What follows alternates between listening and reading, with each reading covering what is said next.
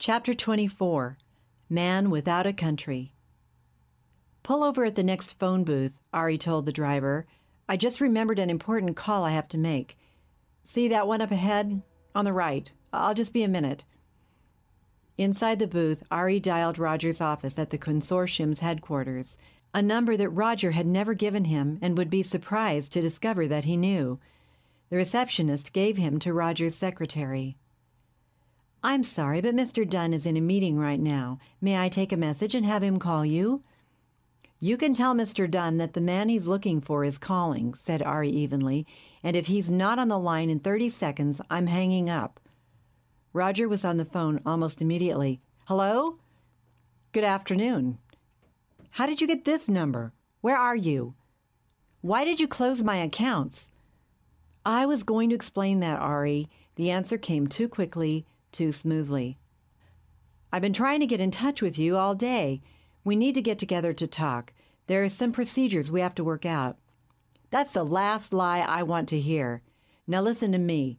I'm going to walk up to the front door of the Banque du Monde International in 10 minutes. I want you to come from your office down to the street and meet me out in front with Jean Bourbonnais beside you. Bourbonnais? Yes, Bourbonnais. Why, he's the chairman of the bank. I couldn't get somebody like him to meet you, certainly not on such short notice. And in the street? Come on, he's got nothing to do with your accounts anyway. I said no more lies. He's the chairman of the European branch of your group. I've had moles inside your organization for 15 years. I know everything. The order's been given to terminate me, right? There was a long silence.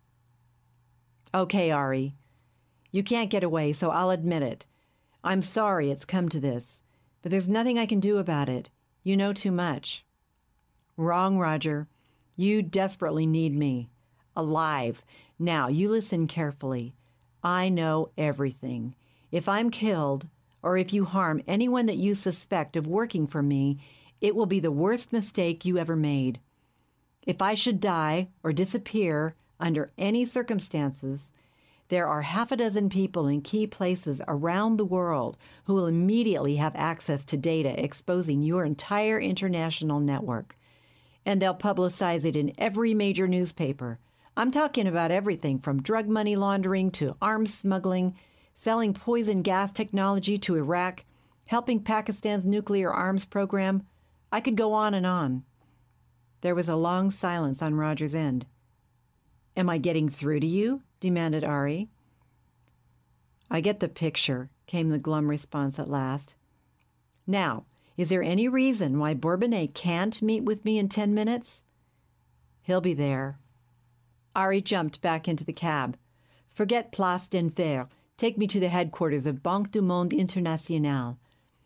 As the cab pulled up in front of the bank, Ari surveyed the scene. Bourbonnais, a tall, thin man in his early 60s, with neatly groomed gray hair and mustache and aristocratic bearing, was standing out in front, waiting for him. Roger was at his side, scanning the traffic anxiously. The pedestrian flow seemed normal. Of course, there would be security people scattered everywhere, but there was nothing he could do about that. They weren't going to shoot him in front of all those witnesses. This is it, said Ari. I won't need you any more. He handed the cabbie a 200-franc note and stepped out onto the sidewalk. Bourbonnais was as suave and obsequious as a politician stumping for votes. He extended his hand cordially when Ari walked up to him and suggested in a cultured voice, Professor Mueller, it's such a pleasure to meet you at last. Let's go into my office where we can talk things over in private. Ignoring the proffered hand, Ari shot back tersely. After we have an understanding. From an inside coat pocket, he pulled out a dozen sheets of paper and unfolded them. That's so you'll know I'm not bluffing, he said as he handed them to Bourbonnais. The documents I've given to several people for safekeeping run to more than 250 pages, all of it packed with information and confirmation sources similar to what you're looking at now. Bourbonnais skimmed the contents rapidly, with Roger looking apprehensively over his shoulder. Where'd you get this propaganda? Demanded the banker, his face red with anger after he'd scanned the first 3 or 4 pages. You can't prove any of this. Keep reading, suggested Ari calmly, including Roger in his cold stare. Gentlemen, you know and I know that you're sitting on the biggest banking and criminal scandal in history, and I've got it all laid out in spades. Those pages are just samples. The two men went back to their reading, this time more carefully. Soon, Bourbonnais' fingers were trembling as he turned the pages. At last he folded the sheets of paper and stuffed them into his pocket. The color had gone out of his face, and when he looked at Ari, his eyes betrayed the fact that he was convinced and ready to negotiate. "Okay," said Bourbonnais reluctantly. "You've got your life insurance, but we've got some serious problems to work out. Let's go to my office." "You understand what happens if I don't come out of there alive," emphasized Ari. "I do, and we don't want that any more than you do." Bourbonnais looked at Roger for confirmation. He nodded grimly. Once inside his spacious suite on the 20th floor, Jean Bourbonnais pointed Ari and Roger to a sofa and sat down to face them in an overstuffed executive chair behind his huge desk. "Now, you say there are 250 pages. How do I know?" the old fox demanded, sounding shrewdly confident now that he was safely inside his lair. "You're going to have to take my word for that," said Ari firmly. "That's not good enough. I want to see them. I want proof." Ari opened his briefcase, pulled out another 30 or 40 pages, and threw them onto the banker's well-ordered desk. "That's all you get. I'm not telling you everything I know, but if you're looking for your name, you'll find it in there prominently." Roger jumped up to look over his shoulder as Bourbonnais shuffled quickly through the papers, pausing now and then to read a paragraph more carefully and cursing under his breath. Again his face turned varying shades, from pink to crimson and finally ashen white.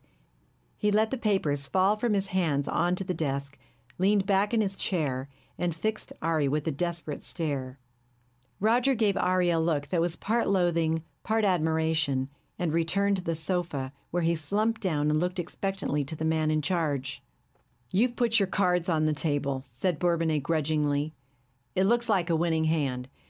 You're a very clever man, Dr. Mueller, which is why we've stuck with you all these years. But there are several concerns. Let's take them one at a time."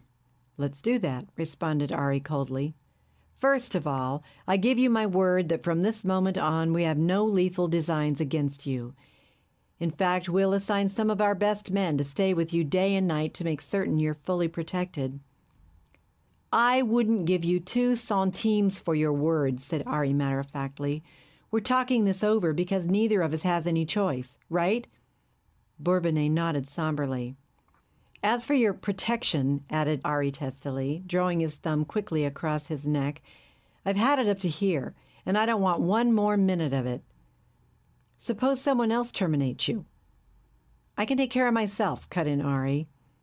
"Suppose you die from natural causes," argued Bourbonnais. "No fault of ours. But your friends, under the orders you've given to them, so Roger tells me, will publicize this information. That's not our intent, is it?" "If I'm dead, I couldn't care less. Just hope it doesn't happen." "Wait a minute," interjected Roger.